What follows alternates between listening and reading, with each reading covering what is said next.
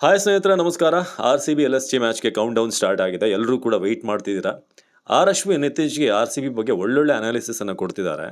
ನೆನ್ನೆ ಅಷ್ಟೇ ಒಂದು ಯೂಟ್ಯೂಬ್ ಚಾನಲಲ್ಲಿ ಅವ್ರಿಗೊಂದು ಪ್ರಶ್ನೆ ಕೇಳಲಾಯಿತು. ಸೊ ಅದರಲ್ಲಿ R C B L S G match ಬಗ್ಗೆ ನೀವೇನು ಹೇಳ್ತೀರಾ, ಹೇಗಿರ್ಬೋದು ಮ್ಯಾಚ್, ಯಾರು ಗೆಲ್ಲಬಹುದು ಅಂತ ಸಿಂಪಲ್ ಆಗಿ ಖದರಾಗಿ ಸ್ವ್ಯಾಗ್ ಆಗಿ ಉತ್ತರ ಕೊಟ್ಟರು ಅಶ್ವಿನ್.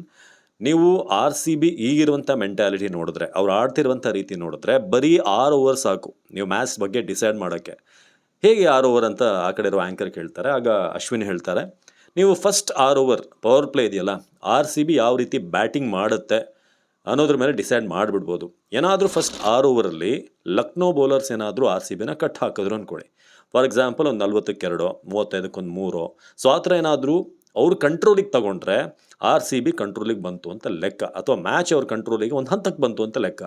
ಇಲ್ಲ, ಫಸ್ಟ್ 6 ಓವರಲ್ಲಿ ಚಚ್ಚಿ ಬಿಸಾಕಿದ್ರು ಅಥವಾ ನಿಮ್ಮ ಬೌಲಿಂಗ್ ಪಡೆಯನ್ನು ಧ್ವಂಸ ಮಾಡಿದ್ರು ಅಂತಂದರೆ ಅಲ್ಲಿಗೆ ಯಾವುದೇ ಕಾರಣಕ್ಕೂ ನೀವು ಆಮೇಲೆ ಆರ್ ಸಿ ಬಿನ ಹಿಡಿಯೋಕ್ಕಾಗಲ್ಲ. ಆ ಥರ ಓಡೋ ನುಗ್ಗೋ ಕುದುರೆ ಥರ ಹೋಗ್ತಾ ಇರ್ತಾರೆ ಅವರು. ಸ್ವಂತ ಒಂದು ಪವರ್ ಪ್ಯಾಕ್ ಟೀಮ್ ಆಗಿ ಆರ್ ಸಿ ಬಿ ಈಗ ಟ್ರಾನ್ಸ್ಫಾರ್ಮ್ ಆಗಿದೆ.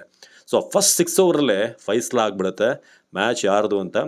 ಆರ್ ಸಿ ಬಿ ಧ್ವಂಸ ಮಾಡುತ್ತಾ ಅಥವಾ ಲಕ್ನೋ ಏನಾದರೂ ಟ್ವಿಸ್ಟ್ ಕೊಡುತ್ತಾ ಅನ್ನೋದನ್ನು ಭಾಳ ಮಾರ್ಮಿಕವಾಗಿ ಸ್ಟೈಲಿಶ್ ಆಗಿ ಅಶ್ವಿನ್ ಹೇಳಿದ್ದಾರೆ.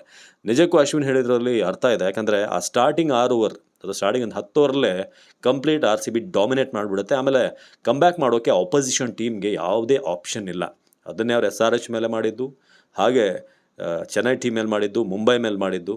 ಆರಲ್ಲಿ ಸ್ವಲ್ಪ ಎಡವಟ್ಟಾಯಿತು ವೈಭವ್ ಸೂರ್ಯವಂಶಿಯಿಂದ. ಇಲ್ಲ ಅಂತಂದರೆ ಆ ಮ್ಯಾಚ್ ಕೂಡ ನಮ್ಮ ಕಂಟ್ರೋಲಿಗೆ ಬರ್ತಾಯಿತ್ತು. ಆ ಸ್ಟಾರ್ಟಿಂಗ್ ಅವ್ರನ್ನ ಪೇಸ್ ತಗೊಂಡ್ರಲ್ಲ ಅದರಿಂದ ಬಚಾವಾದರು.